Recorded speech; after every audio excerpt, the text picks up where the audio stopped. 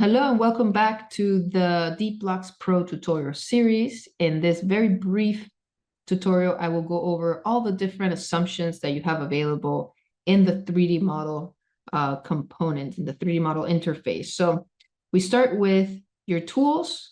This is basically to share your project, to copy the project so that you could do a different iteration, or to start a new project, which will take you to the initial interface where you find the parcels in the scanner. You can have 2D mode, 3D mode. Your zoom levels are here in case you don't want to do it with the keyboard, and you can rotate the model here in case you don't want to do it with the keyboard. And now we'll move on to defining the building. So this is where you tell the model, what is it going to be? So right now we have multifamily and retail. Let's say I didn't want to do retail. I just have to turn it off. Let's say I want to do some office. I just have to turn this one on. Or instead of multifamily, I want to do a condominium project. Then I just turn this on.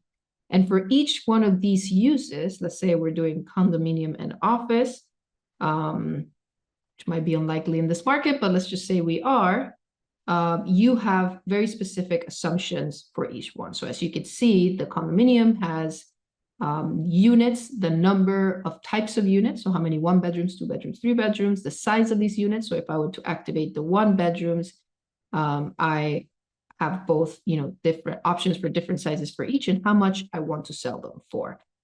So all of these assumptions are there, including my amenities, loss factor, and so on. Once you select your condo, then your back of the envelope is automatically a for sale back of the envelope, and you're able to have an exit cap rate assumption as well as a sales commission.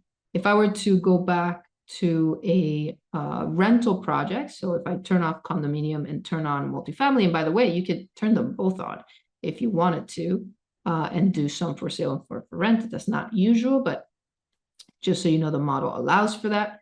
So multifamily, then we have now a income producing back of the envelope. If you wanted to create a multifamily and then sell it to a fund, for example, you could also do a for sale model here. That's contingent on the income of the property. So the rental ones, instead of sale values, will have rental values. So say I activate my 3 bedroom. Now I have a rental value for each. Obviously, my 2 bedroom is more expensive than my 3 bedroom, which wouldn't be the case, and so on. So for each type of use, you have a parking requirement, which will, all that information is in your zoning panel, but I want to focus on the sliders. So right now, as you can see, this is an unfeasible project because the parking is going into the tower. And not only that, as we learned in the previous video, we can only do 137 units, 36 stories, and an FAR of 22. So I'm going to have to reduce my office. Let's say maybe I want to just do 20,000 square feet of office. And I have way too many units because I activated the 3 bedrooms. So I'm going to deactivate 3 bedrooms and stay with 137 units. Now my parking is still a little bit over. I could see if there's any parking reductions, and sometimes that will happen. In this case, only the share parking standard. We don't have a parking. Sometimes the cities include parking reductions. So right now we have perhaps less to 10,000 square feet of office, maybe 1,500 square feet of office, so that we can be, the parking plinth can stay within this area. So we're a little bit over. Here's where you tweak to get there. So I think that works.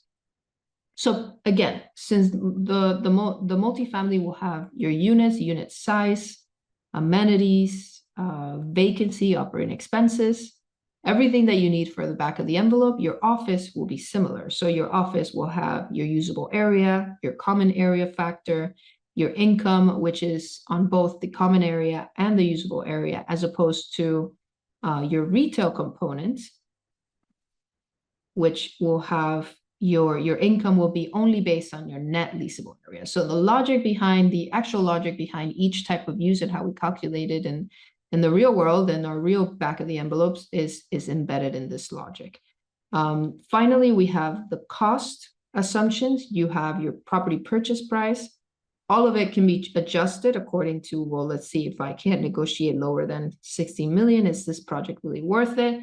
Existing building, if there's an existing building on it, if we didn't put this information, in this case, this was a vacant site, but you can add an existing building. Your demolition cost stays higher. Your soft costs, your contingencies are both soft and hard costs, a percentage of both of those. And you have a construction cost, a hard cost assumption for each different use that you turn on. So if, let's say, this project is very unlikely, but let's say we turn on all of the uses possible by the software, each one will have its own individual logic where your, for example, hotel, number of keys, average room area, it calculates your RevPAR through your ADR. So you're able to very quickly understand what would be the dynamics and the fundamentals behind each of these uses, including, industrial. So these are your sliders. Last but not least, let's reduce this to a more feasible project. There we go. We have our multifamily with retail and parking plinth. You can adjust your ground floor height. So let's say I wanted to do an 18-foot ground floor for a nice retail, and then your typical, if this is going to be luxury, maybe we do high ceilings and so on. If it's regular, it will be 10 feet. And all of your KPIs, your indicators will be down here, like how was my FAR, how many units, number of floors, so that you can very quickly understand if you're meeting the requirements of the zoning. So again, that's the Pro 3D model. And next, we'll go over all the different export options that we have. Thank you for joining me.